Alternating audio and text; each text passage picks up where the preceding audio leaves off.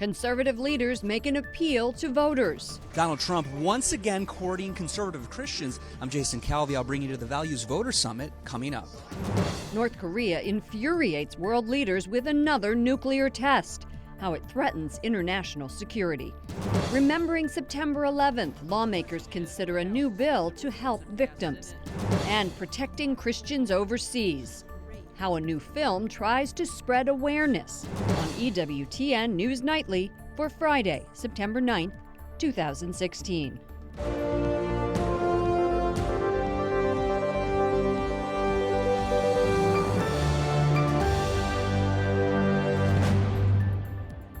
It will be our faith in God, in His teachings, in each other, that will lead us back to unity.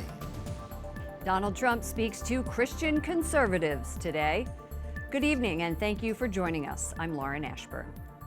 Jason Calvi joins us from the Values Voter Summit here in Washington, where Donald Trump is still speaking. Jason. That's right, Lauren. He's still speaking. He says in his presidency, the nation's Christian heritage will be cherished and defended. These folks last year, their first pick was Ted Cruz in the straw poll here, but this year they're giving him standing ovations, and we're looking to many more jumping on the Trump train. Many presidential candidates have spoken over the 10 years of the Values Voter Summit, but this is the first time a nominee has come to this fall event. Does this show that maybe he's not doing so well with them as the other nominees have done in the past? No, I don't think it's that. I think he's not taking them for granted. I think he understands what the previous two candidates did not, and that, well, we've checked that box, we can move on. And as we saw in the general elections, they failed to reach maximum turnout among this voting bloc. So I think what he's doing is he's not taking this for granted. He's going to run strong all the way across the finish line. And helping Donald Trump run is New York pro-life veteran Chris Slattery. He serves on the Trump Catholic Advisory Board.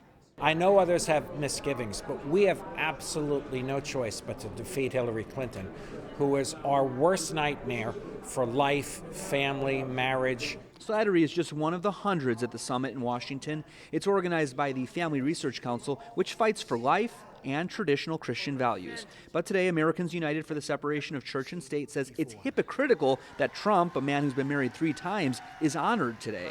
But former presidential candidate Gary Bowers says they're wrong. I'm not aware of anybody in the conservative movement that's not a sinner.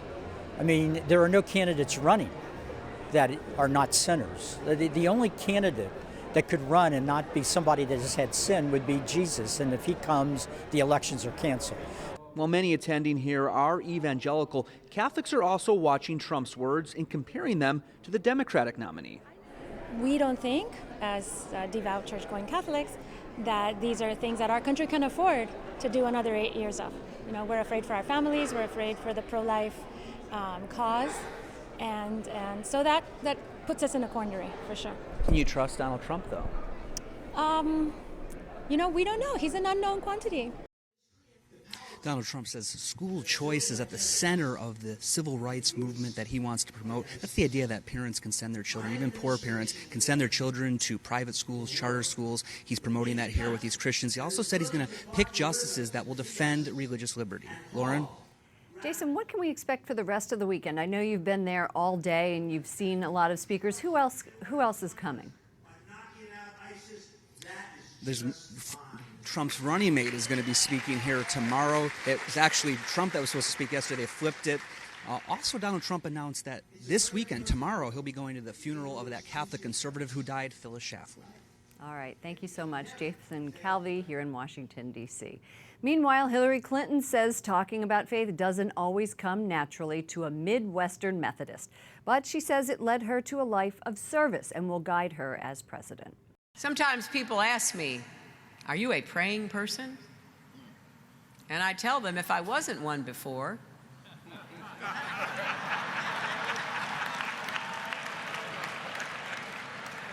Woo! 1 week living in the White House or on the campaign trail would have turned me into a praying person.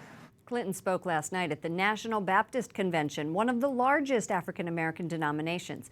She said she is grateful for the gift of personal salvation. North Carolina starts voting for president today. According to the Associated Press, people who vote in advance are expected to make up 50 to 75% or more of all ballots in some of the race's most pivotal states. That includes North Carolina, Colorado, Florida, Nevada, Arizona, and Georgia.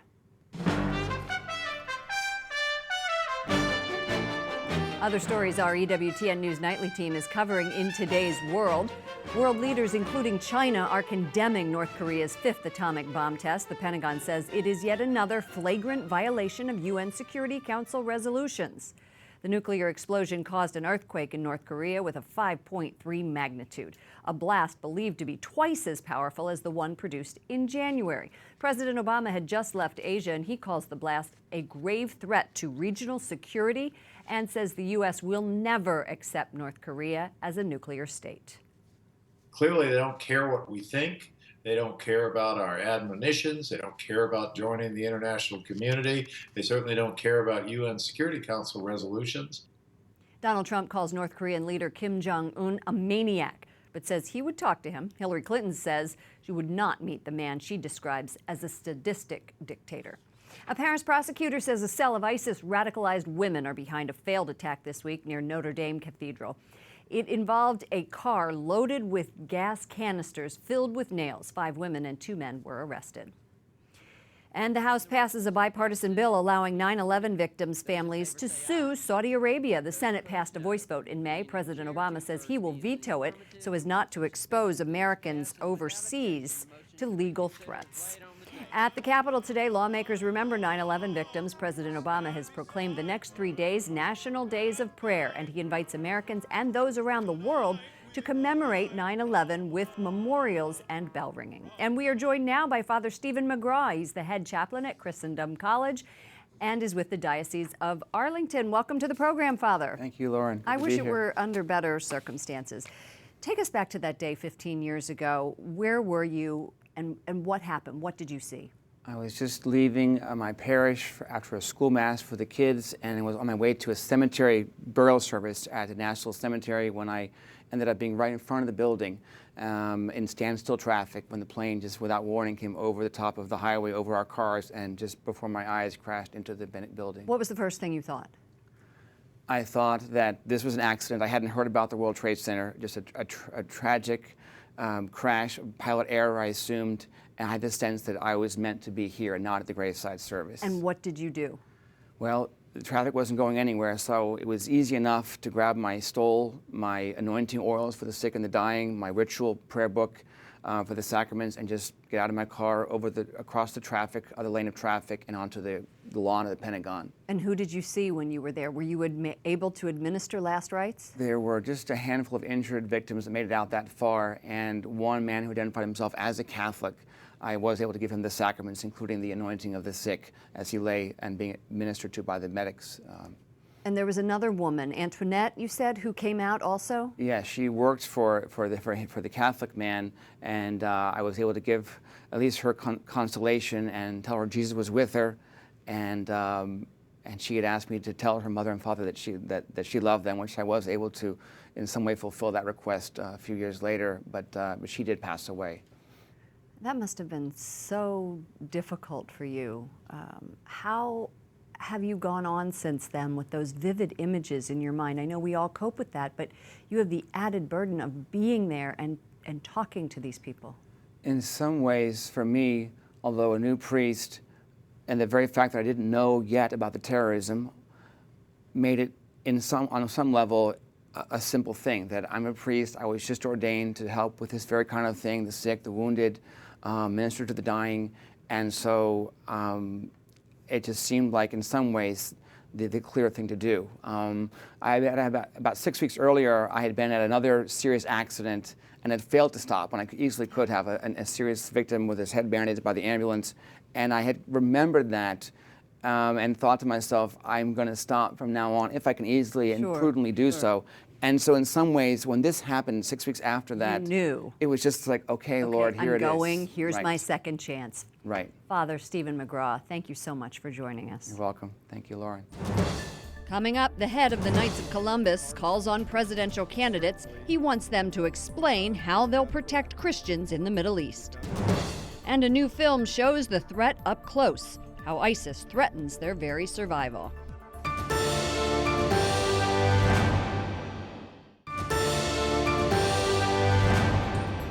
Pope Francis admits evangelization is not a walk in the park. In his homily at Santa Marta today, the Holy Father says it's an art and discipline. He asks priests and lay people not to be too proud and to freely give the love of God. Thank you for joining us this evening. I'm Lauren Ashburn. The Pope addressed the bishops of mission territories, saying the devil has two weapons to destroy the church: divisiveness and money. He cautions that the devil enters our pockets and destroys us with the tongue and petty talk. The head of the largest lay Catholic organization in America has a request for the presidential candidates. He wants them to explain how they would protect Middle East Christians. Carl Anderson is the Supreme Knight of the Knights of Columbus. Thank you for joining us, and thank you for all of your support. Well, thank you. It's great to be here. You are calling on Trump and Clinton both to outline their policy to stop Christian genocide from happening in the Middle East. What do you think would make an effective policy from the presidential level? Well, we need two things. First, we need human rights for Christians in the region. No more second-class citizenship for Christians. We've got to stop this system of religious apartheid in the Middle East, because that's the breeding ground for persecution and genocide. We saw it with the Jews, and now we're seeing it again with Christians. So no more second-class citizenship. Secondly, we've got to get financial aid to these people. When the killing is stopped, we're now seeing a genocide by attrition. They're leaving because they don't have anything. They don't have anything. They can't get jobs. They have very poor housing. They get minimal food. They get barely minimum medical care. Their kids don't get to go to school. So how long can they survive like this? And right now, the primary burden of helping them is falling on the shoulders of the Christians living in the region who are taking in other Christians. Who don't have anything either. They don't have very much, so how long can they do that? Do you expect a response from either candidate? Well, I hope so. I hope so. I hope they see that there are a lot of Christians, various denominations concerned about this, and we expect an answer. Okay, that's the demand. You expect an answer. I'm not sure how that issue ranks with each of them. We talk a lot about military spending, but we don't talk about this. You provided evidence of genocide to the State Department earlier this year, and were remarkably able to get them to make that declaration. Have you seen any progress since that declaration has been made on the ground in the Middle East? Well, I think for sure we have greater awareness in the Congress, and there is more attention now to actually providing assistance that gets through directly to the Christian communities there. And that means opening up new channels. For example, we had strong bipartisan support. Secretary Clinton spoke out on this. Donald Trump has spoken out on it. So it shouldn't be seen as a partisan issue, but certainly we've got to go after the perpetrators. We've got to bring them to justice, and we've got to set up ways to protect these vulnerable communities from further aggression, and we've got to find ways so that they can survive. I think they're one of the humanity's precious resources. They're a patrimony of humanity. This community, for example, in Syria of Christians, is the community that baptized St. Paul. So they're not latecomers to the region. They're some of the oldest, maybe the oldest continuous Christian community in the world. They have the right to continue to exist. And I think all Christians around the world have a responsibility to do something in solidarity to see that they do. Very good. Carl Anderson, Supreme Knight of the Knights of Columbus, thank you so much for joining us. No, thank you. A new documentary puts a spotlight on the plight of Christians in the Middle East. The film follows one woman's journey in Iraq and Syria as she meets with people who have fled their ancient homeland. داعش كلهم وحوش ما خلونا شي بهالبلد. Absolutely heartbreaking. The documentary called Our Last Stand is filled with stories like these. The Assyrian-American schoolteacher named Helma really felt compelled to tell the story of her people. And joining us now is the filmmaker. Thank you so much, Jordan Elliott, executive producer. We really appreciate you coming by. Thank you, Lauren. Why now? You have made dozens of documentaries. Why this one? Well, I've been doing work over the last few years with a group called In Defense of Christians, which many of your viewers probably know. Yes. They advocate on behalf of Middle Eastern Christians here in the United States. And so I've been traveling in Iraq, Syria, Lebanon, Egypt, other places, and all the while filming and writing articles and whatnot, thinking of the best way, the ideal way to tell the story to an American audience. And when I met Helma, who is an American school teacher from New York, but her father is actually a Syriac Orthodox priest and came from Syria, I knew that she would be the ideal bridge between that community and Americans. Because look at her here on the video. She is immersing herself in that culture and knows that culture very well. What do you think the reaction is going to be when Americans can really see what's happening here? It does help to see it and to hear it from the people who are the victims.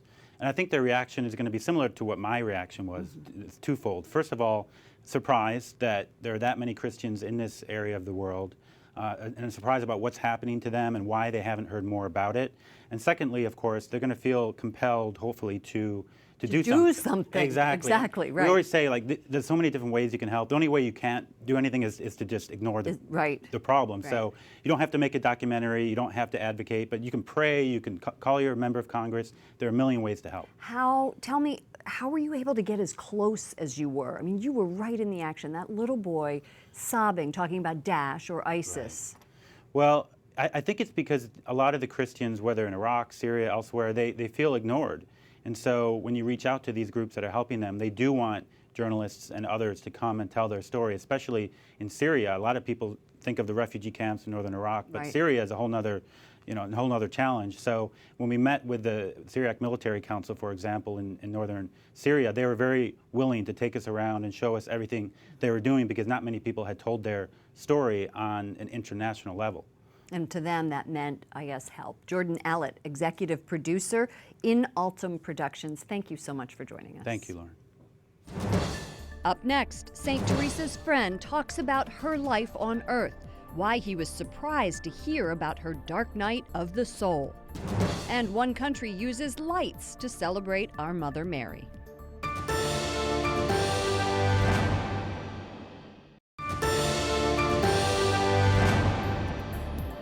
Thank you for joining us this evening. I'm Lauren Ashburn. Tomorrow, organizers hope you'll participate in the National Day of Remembrance for Aborted Children. This is the fourth year for the pro-life event. Solemn prayer vigils are planned in 50 different states at grave sites of aborted children. You can find a list of locations at abortionmemorials.com.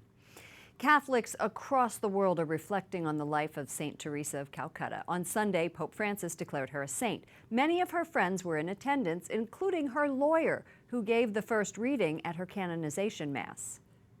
We're joined by Jim Toohey, the president of Ave Maria University in Florida, a former advisor to George W. Bush, and more importantly, he was a friend of Mother Teresa's for more than a decade and her legal counsel. Welcome to the program, Jim.